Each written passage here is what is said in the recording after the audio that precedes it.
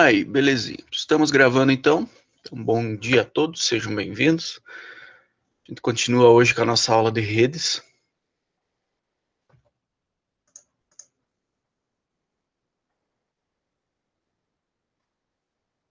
Que estranho, tá do lado da minha gravação, do lado da minha câmera tá aparecendo o meu forro e do outro lado parece a minha blusa. Não cai não, Eduardo. Fica suave aí. Essa aí é só do núcleo técnico. Por isso que eu tô pegando um pouco mais leve com vocês também, tá?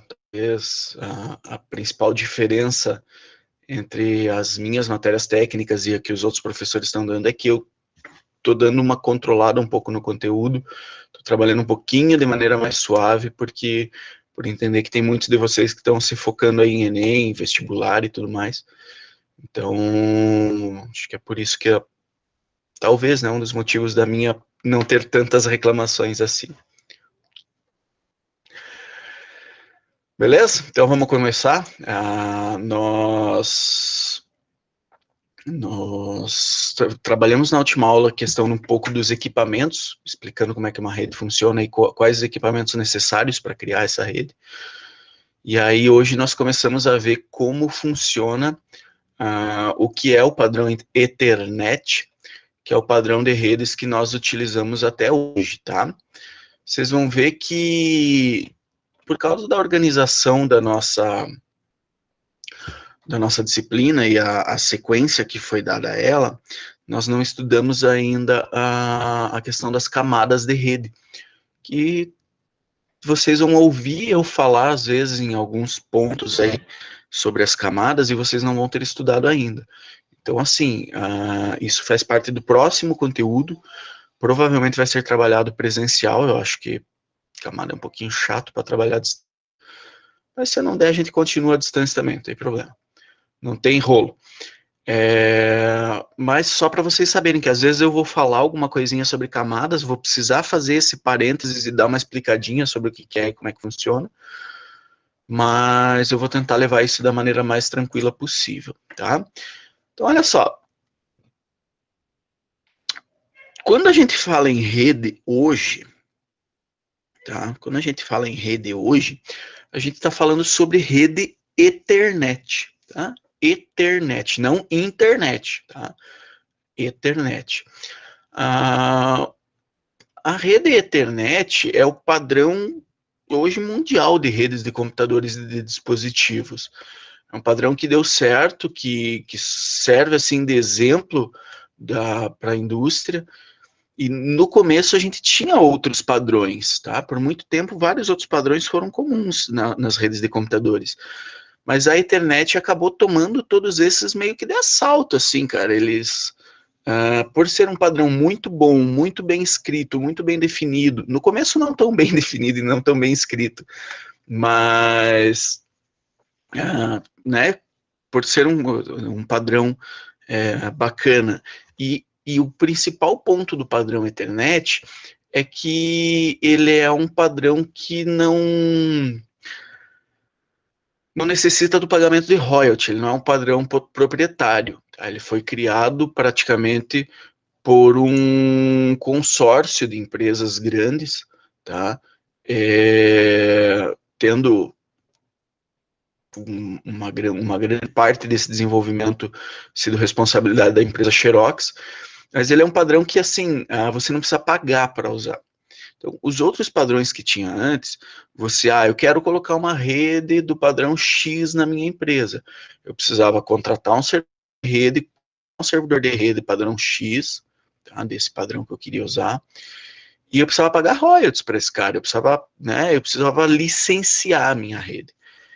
Para as grandes corporações isso funcionava, eles tinham uma grana um pouquinho maior para gastar de boa, mas depois, quando começou a ir para o mercado residencial, para o mercado doméstico, essa questão de ter que pagar licença, pagar royalties, comprar as coisas, ela acaba sendo mais pesada, né? E como surgiu o Ethernet, ele começou a ser adotado nesse tipo de ambiente um pouquinho menor.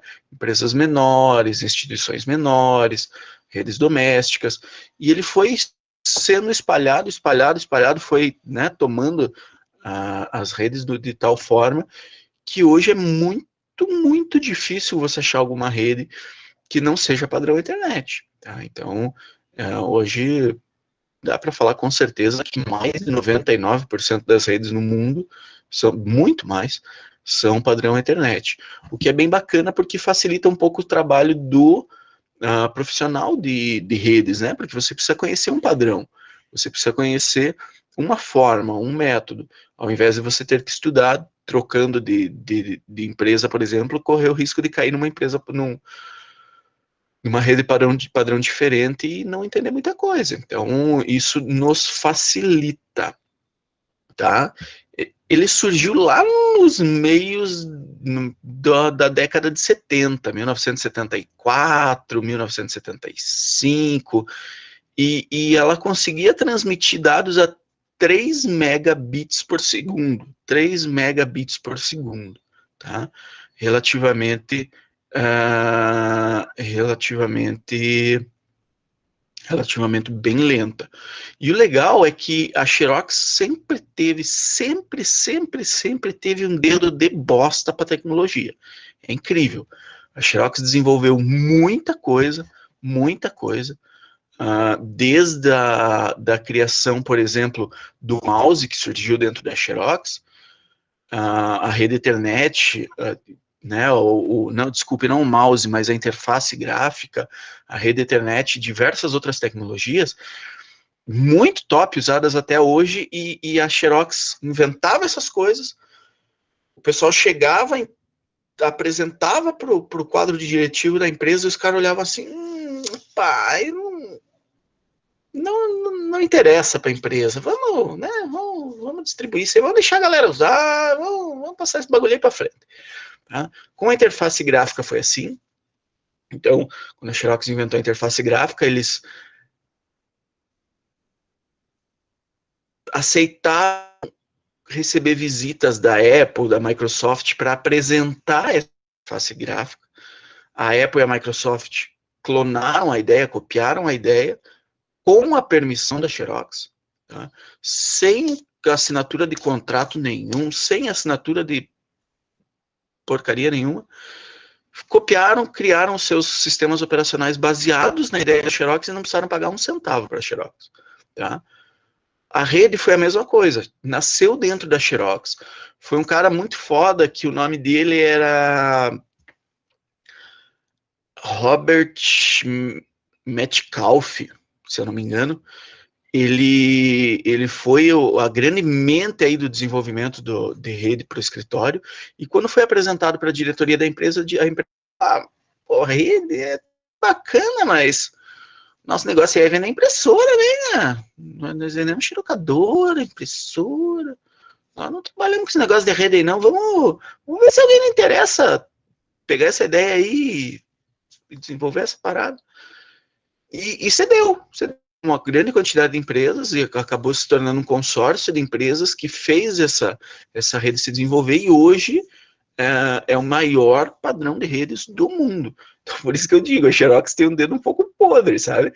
Eu acho que se fosse mais ou menos na época, os caras da Google, se os caras da Google trabalhassem na Xerox, eles iam falar, inventamos o Google, é um mecanismo de busca mais eficiente do mundo, tá aqui. A Xerox ia falar, mas busca não interessa, né, coisa. Para nós aí não bate, nós vendemos xerocadora. E ia deixar passar, ia entregar de graça para o próximo aí. Então a Xerox teve bastante disso, tá?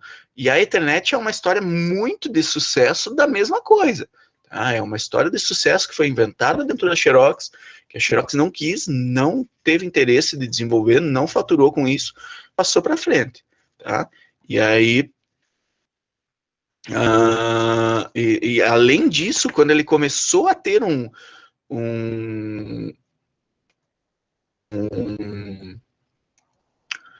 uso um pouquinho maior, a Xerox foi lá e patenteou, como tinha criado dentro dela. Hoje essa patente não seria dada para ela, porque, né, já tinha sido aberta antes. ela patenteou como de uma forma que garantisse que podia ser utilizado padrão aberto, tá? Ceder a licença para qualquer um pudesse para que qualquer um pudesse utilizar. E aí, no começo, nas primeiras redes de internet, todas as estações compartilhavam o mesmo meio de transmissão, tá? Porque no começo não era cabinho de rede azul, desses que nós utilizamos até hoje.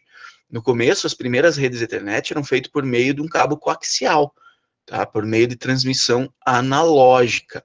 E o mesmo cabo passava para 10, 20, 50, 100 computadores. Então, todos esses computadores jogavam suas informações nesse cabo coaxial e essa informação passava para todos os outros.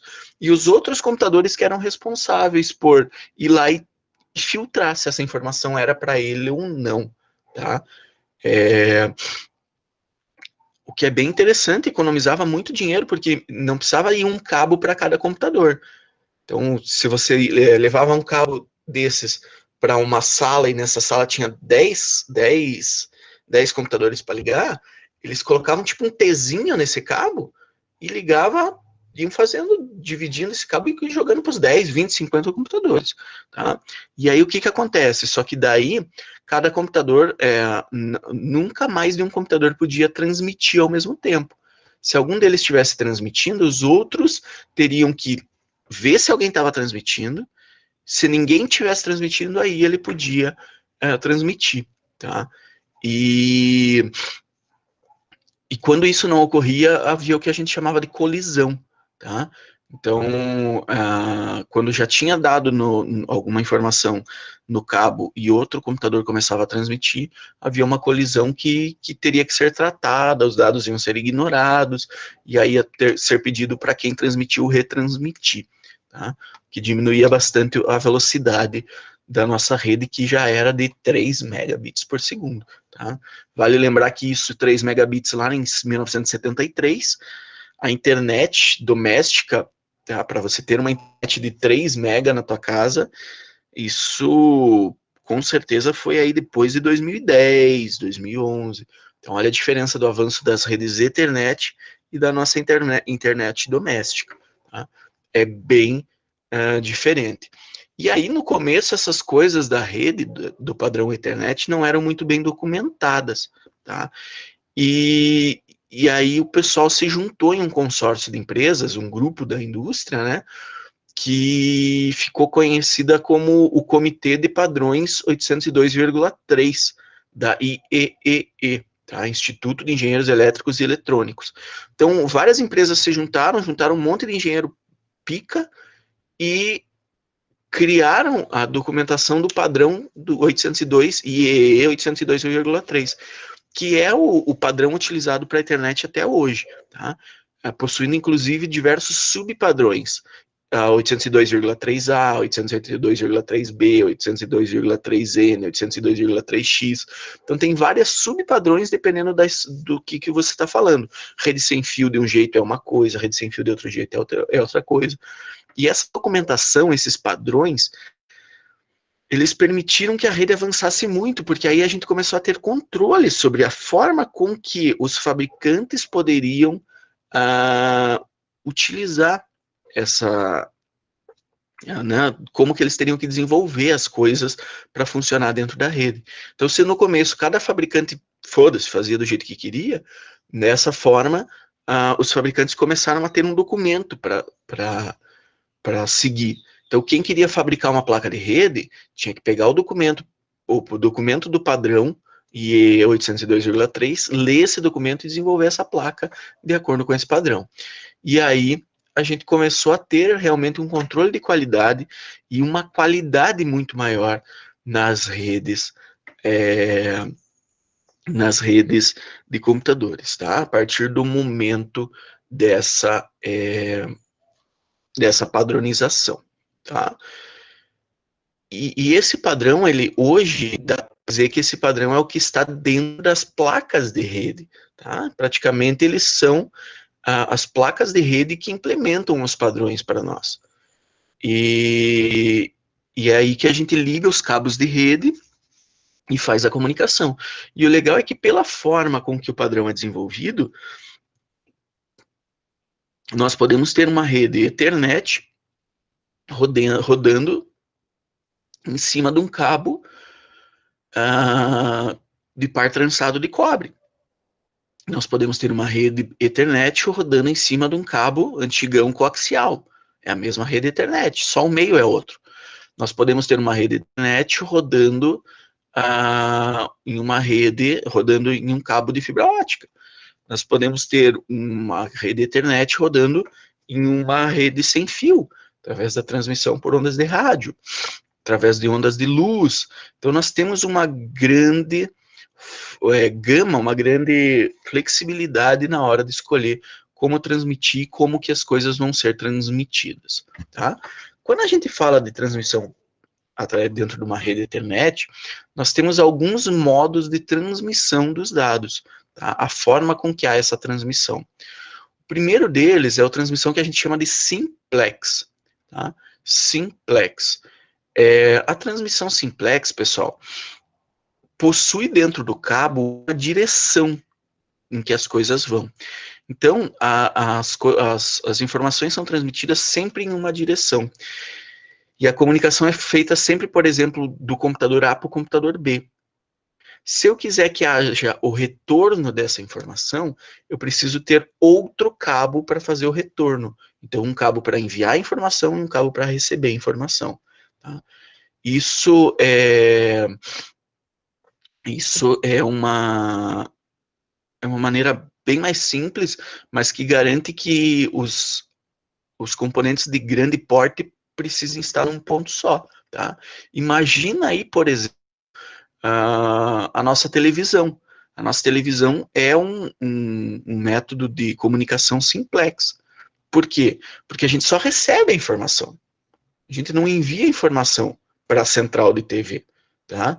O rádio, são todas comunicações simplex. Lá na torre, lá no morro, a gente tem antena e nós não enviamos informação para a antena. Porque senão nós ia precisar de uma antena aqui também, diferente da internet. Então, essa comunicação é feita de um meio só. Se eu ela se por dois lados, eu preciso de dois cabos, um para enviar e um para receber. Pode Dave, falar.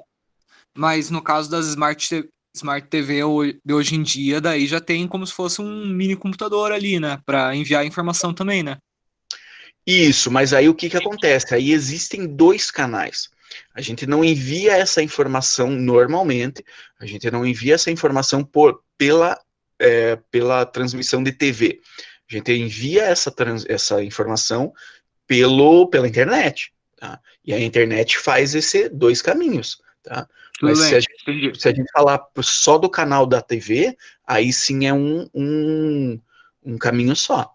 Se for assistir uma Globo da vida, daí um caminho só. Isso, eu só estou recebendo a informação da Globo. Ponto. Mudei de canal, beleza, mas agora eu só estou recebendo a informação do outro canal.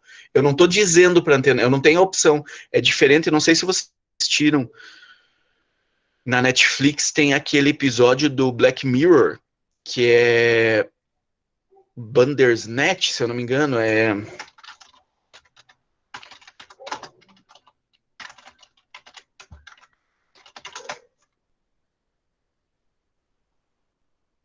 Isso, Black Mirror Bandersnatch é o nome. Eu não tô achando aqui se tem uma tradução do nome, eu acho que é só Bandersnatch. Conforme você vai assistindo esse episódio, chega a alguns pontos que ele te faz algumas perguntas. Tá? Então, o cara tá andando no ônibus, por exemplo, não lembro se é ônibus ou é trem, e de repente ele vai pegar uma bala na bolsa, tiram uma bala e um chiclete, e aí ele te pergunta, acho que é Stefan o nome do cara, ele deve comer a bala ou chicletes? E aí você vai lá e clica, chicletes. E aí ele guarda a bala, pega os chicletes e come os chicletes. Tá? Então repare que nesse caso, a transmissão é de dois caminhos. Eu estou recebendo, mas eu também estou enviando informações. Se alguém não assistiu, dê uma olhada, é bem bacana, é sobre um cara que foi contratado para fazer desenvolvimento de software, se eu não me engano. Inclusive, acho que é desenvolvimento de um jogo. É isso, é desenvolvimento de um jogo. É um episódio bem bacaninha. Acho que é 1h30. E além disso, também tem um Minecraft no Netflix também, que também é interativo. Você vai dizendo as escolhas e o filme vai mudando de acordo com a escolha que você fez. É quase como um joguinho, galera. Então, é isso, o Minecraft, ele é aquele Minecraft que tem na Steam, que é o modo história, acho que é modo história, né? Story Mode. E aí você vai fazendo as escolhas e ele vai. É isso aí, Story Mode. Meu sobrinho curte esse aí. Beleza, Borão? Mas a ideia é isso. Então, essa é a diferença da TV para essa comunicação de dois lados. Então, na TV, quando a gente está assistindo a Globo, é só a Globo. Ah, mas o esporte interativo, de vez em quando, lê um Twitter da pessoa. Então, se eu passar um tweet e marcar o esporte interativo, pode ser que ele lê. Aí é outro meio de comunicação. Não está indo pela TV, entende? Ou pelo rádio. Então, a gente tem que ter essa diferenciação entre o que é um caminho só vai, ou o que é dois caminhos, essa comunicação bilateral aí.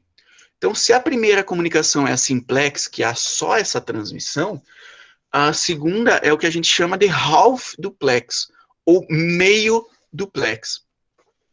Nessa meio duplex, a informação é transmitida nas duas direções, mas não simultaneamente, tá? Não simultaneamente. Então, um cabo só, e quando um computador está transmitindo, o outro tem que parar e ficar recebendo. Então, o computador A transmite, e o B recebe. Aí o A parou de transmitir, agora o B vai precisar transmitir. Então, no mesmo cabo, o B diz, vou transmitir, fica quieto aí. E aí transmite, o A recebe. Pelo mesmo cabo, há essa comunicação de duas vias, tá? Só que ela não é a simultânea, ela é dividida por tempo. Quando um transmite, quando um fala, o outro fica quieto, e vice-versa. Tá? Então, essa é meio complexa e nos permite uma velocidade razoavelmente bacana no meio de transmissão. E a terceira, pessoal, é a transmissão full duplex, que é a duplex real. E ela praticamente dobra o poder de transmissão, né, a velocidade, o throughput, que é a capacidade de transmissão em um meio, porque ela transmite e recebe ao mesmo tempo, tá? Ao mesmo tempo. Então, por exemplo, quando a gente tem um cabo, por exemplo, de cobre de par trançado, ele tem vários pares ali dentro. E um computador pode transmitir por um par dentro do cabo e o outro pode transmitir pelo outro. E os dois podem transmitir ao mesmo tempo, desde que cada um transmita pela sua via. Então isso é bem bacana, porque aí elimina, inclusive, o problema de ter colisão. Porque como eu estou transmitindo por um cabo e recebendo pelo outro, nunca vai haver colisão de dados. Sempre que eu for transmitir, eu vou transmitir por um par, sempre que eu for receber, eu vou receber pelo outro par. Então isso é bem bacana e consegue velocidades muito maiores. Inclusive, é um padrão um pouco mais recente. O Full Duplex foi aprovado em 1997. Aí são 23 anos que ele existe. E o interessante é que, dependendo do cabo, né, por exemplo, no cabo de par trançado, há a necessidade de ter um par para enviar e um par para receber. Mas, por exemplo, no caso da fibra ótica, eu posso, dependendo da fibra, eu posso enviar e receber pela mesma fibra, tá? Desde que eu use, por exemplo, cores diferentes, por exemplo, né, ou pedaços da onda diferentes, frequências diferentes para fazer essa transmissão e recepção. Então, eu posso transmitir com um LEDzinho vermelho e receber, um computador transmite em vermelho e outro transmite em azul. E aí esses dados vão e voltam pela mesma fibra sem que haja qualquer tipo de interferência ou colisão, tá? O que é muito bacana. E é importante a gente ver que operadoras que possuem redes metropolitanas, né, provedores de internet aí que redistribuem a internet ou redes maiores, elas sempre tentam utilizar redes full duplex, porque como ele tem uma quantidade muito maior de gente pendurada na mesma rede, a possibilidade de colisão de dados fica sempre aumentando, tá? Então, se a gente tiver uma forma de comunicação independente, né, full duplex, aí eu consigo que, inclusive, a qualidade da rede fique maior. Então, isso é muito importante. Mas é o que eu falei para vocês. Como isso hoje é papel dos switches, você só compra um switch bacaninha que suporta essa opção aí e não se incomoda com isso pelo resto da vida, tá? Quando a gente fala que uma rede transmite sinal de uma maneira, né, através de um cabo, nós temos duas formas de fazer a transmissão de sinal. Nós temos a forma através do sinal analógico e a forma através do sinal digital. Atualmente, a grande maioria das redes, a maioria delas, utiliza sinal digital, tá?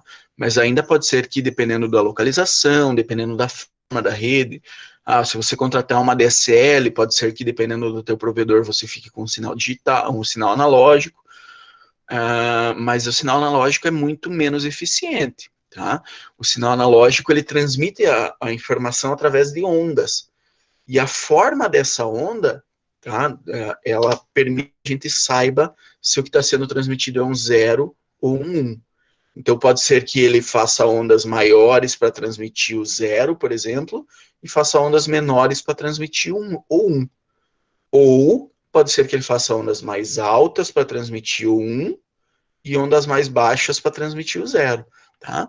Essas são as duas formas de modulação aí dentro de uma transmissão analógica. Só para vocês saberem, frequência modulada e amplitude modulada. Tá? Essa é a diferença do AM e do FM que nós temos no rádio. Tá? O AM muda a codificação pela amplitude das ondas. Se é 1 vai mais alto, se é 2 vai mais baixo, se é 0 vai mais baixo. A frequência modulada, o FM, transmite ondas mais rapidinhas, mais curtinhas para transmitir o 1 e maiores para transmitir o 0. Tá? Então, aí são as formas de comunicação. No cabo, é a mesma coisa. Quando a gente precisa fazer uma interligação entre uma rede que está se comunicando num sinal analógico para uma rede que está se comunicando num sinal digital, aí a gente precisa de um aparelho para fazer essa conversão, tá? Que é o nosso modem. Então, quando você tem um modem, você tem a necessidade de converter entre um sinal analógico, entre um sinal digital para um sinal analógico, tá?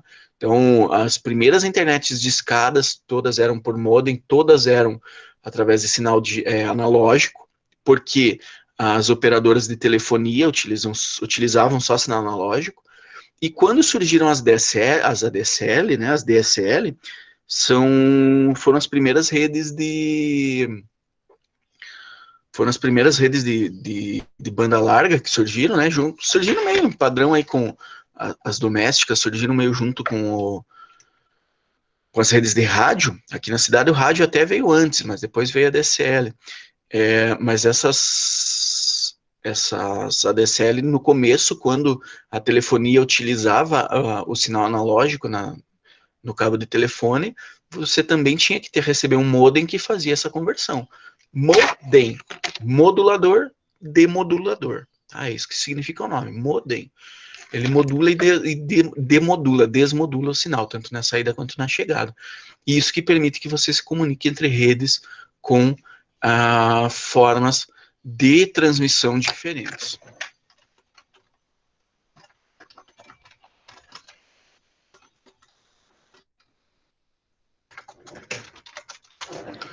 Já a transmissão digital, pessoal, ela é mais direto ao ponto, tá?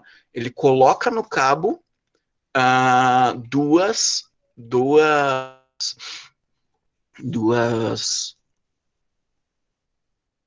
tensões diferentes, né? Duas, entre aspas, voltagens diferentes para representar valores diferentes.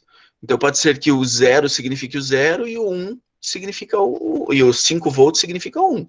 Ou o 0 significa o 0 e 3 volts significa 1. E aí ele fica chaveando. 0, 1, 0, 1, 0, 0, 0, 1, 0, 1, 0, 1, 1, 1, 0, 1. tá? Ele vai fazendo essa modificação entre, entre os valores que estão passando, tá?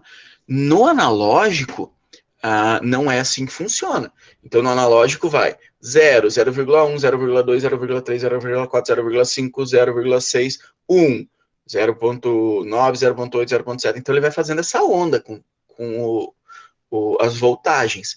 O analógico, por causa de ter, né, por ter essa onda, ele é muito mais suscetível a interferências externas. Tá? Passou num lugar que tem muito eletromagnetismo, ou o cabo está meio complicado, pode ser que ele te dê interferência aí no sinal, e que esse sinal fica mais difícil de tratar. Já no analógico, a interferência até pode ser que ocorra, tá? É muito mais incomum, mais fácil de identificar e de tratar. Porque se é tudo 0 e 3 volts, se aparecer 1,5, se aparecer 2, se aparecer alguma coisa assim, é mais fácil de você visualizar e tratar do que se você ter uma curva que fazia assim, e de repente ela, em vez de fazer até aqui, ela faz um pouquinho menor. E aí, o que isso significa? Mudou algum valor? Ou não? É só uma interferência? Então, a forma de tratar a interferência é muito mais bacana. E é por isso, pessoal, que nós temos aí a grande maioria das coisas passando para sinal digital, tá? Se você for cabo HDMI, comprei um cabo HDMI de R$ 150 porque eu quero colocar no meu PlayStation 5 aí e quero que não perca nada de informação. Não, cara. O teu cabo HDMI, se ele não tiver com defeito nos conectores, se ele não estiver perdendo informação no conector, a informação que entrar por um lado vai ser a que vai sair pelo outro. Não tem, porque não é curva, é digital a parada. Então economiza no cabo e gasta em outra coisa.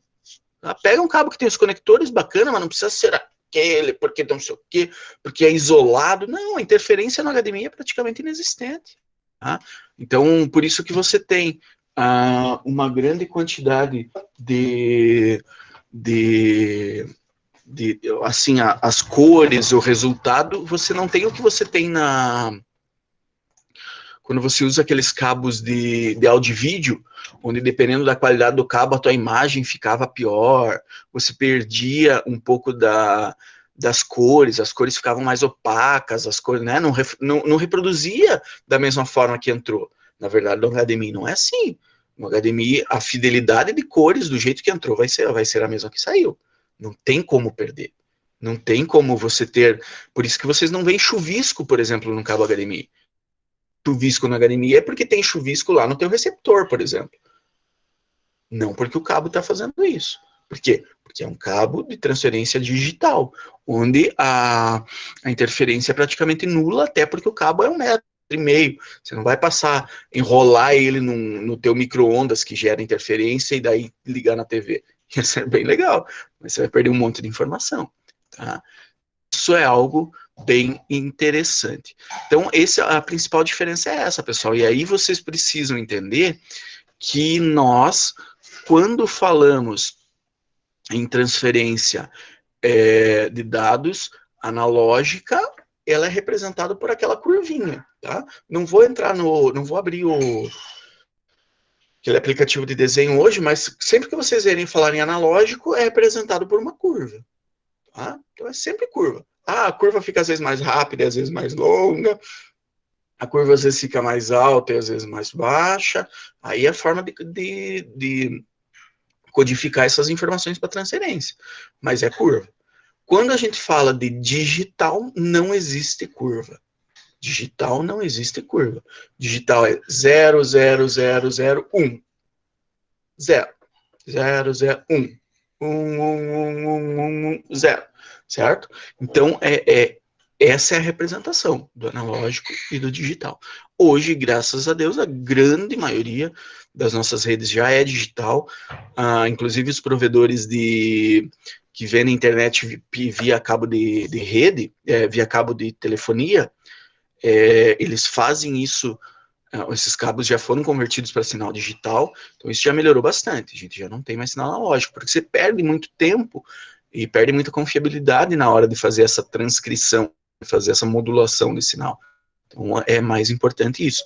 E vale lembrar que isso não quer dizer que todos os lugares já foram convertidos para sinal digital, tá? Eu acho que eu já falei isso para vocês, mas, por exemplo, o uso de cabo de telefonia para mandar internet é uma gambiarra, praticamente. Foi convertido depois. O correto seria que toda a internet passasse por um cabo específico. Cabo de internet, o cabo de fibra ótica, um cabo coaxial, o cabo que for. Tá? Mas aí o que acontece? O Japão passou fibra ótica no país inteiro. Todas as casas do Japão são interligadas por fibra ótica e por isso o desempenho da internet é muito melhor. No Brasil não é assim, então, porque o Brasil é meia boca com relação a isso. Não é, porque o Japão é tamanho. O Japão é 3 ilhazinhas ali, é um ovo. Para passar a fibra ótica no Japão inteiro, gasta-se menos do que para passar a fibra ótica no Paraná inteiro. Tá? Então imagina que o cara surgiu essa conversa de banda larga, e aí alguém foi lá e fez um orçamentinho. Pô, vamos passar fibra no Brasil inteiro. Porra, ou passar cabo, né, coaxial no Brasil inteiro. Imagina repassar cabo no Brasil inteiro. Aí eles pararam para pensar, putz, mas e aí? Não vai compensar não, cara. Se eu fizer isso, eu vou gastar uma fortuna em cabo, vou gastar metal pra caramba. Como é que eu vou resolver o problema? Quais os cabos que já tem na casa do pessoal aí? O pessoal tem cabo de energia elétrica e cabo de telefonia na maioria dos lugares. Então, onde a telefonia dá para aproveitar, hein? E aí aproveita-se o cabo de telefonia. Por isso que os primórdios da nossa internet banda larga foram pelo cabo de telefonia. E por isso que até hoje a gente tem gente que utiliza a internet pelo cabo de telefonia. Sendo que hoje as empresas aí de banda larga, o que... Né, que, por exemplo, a Pel, ela te vende, ou a própria Oi e várias outras, ela te vende internet, ela te vende TV, ela te vende telefone, tudo através de um cabo de fibra ótica. Isso é comum. E aí lá na ponta tem um aparelhinho que separa o sinal da internet, o sinal da TV, o sinal do telefone e separa os sinais. Então, a Oi disse que deu problema esses dias, né? Parece que a fibra ótica deles passava pela ponte de ferro, eu acho. E o pessoal da obra cortou, né? Algum de vocês ficou sem a internet da Oi nesse período? Eu achei bem estranho a conexão da cidade vir pela ponte de ferro, né? Eu achei que viria por outros lados aí. Galera, tem uns amigos também que tem internet da Oi e ficou sem. Parece que alguns lugares da Copel também caiu, mas eu não sei daí, o meu não caiu, mas eu sei que alguns caíram, não sei se era dependendo do local, dependendo do circuito que a pessoa se encontra, ficou sem também por um período. Não sei o que aconteceu aí. Mas então tá, pessoal. Padrão internet, padrão da internet mundial hoje, padrão Ethernet, Ethernet, padrão de redes mundial hoje. Um padrão que você não precisa pagar para utilizar. Ele é implementado pelas placas de rede, pelos aparelhos que você utiliza, só liga o cabo. Tá? Ele aceita uma grande quantidade de formas de transmissão e de recepção de informações, par trançado de cobre, cabo coaxial, cabo de fibra ótica, transmissão por luz, transmissão por ondas de rádio. Permitiu envio e recepção de informações, fechou. Tá? O cabo, o padrão internet suporta. Tanto analógico quanto digital. Analógico em ondas. Digital, transmissão quadrada. E aí ele faz a modulação, né? Faz essa divisão por tempo. Tá? Imagina que fosse 1 bit por segundo. Fica 1 segundo no 0, é 1 bit.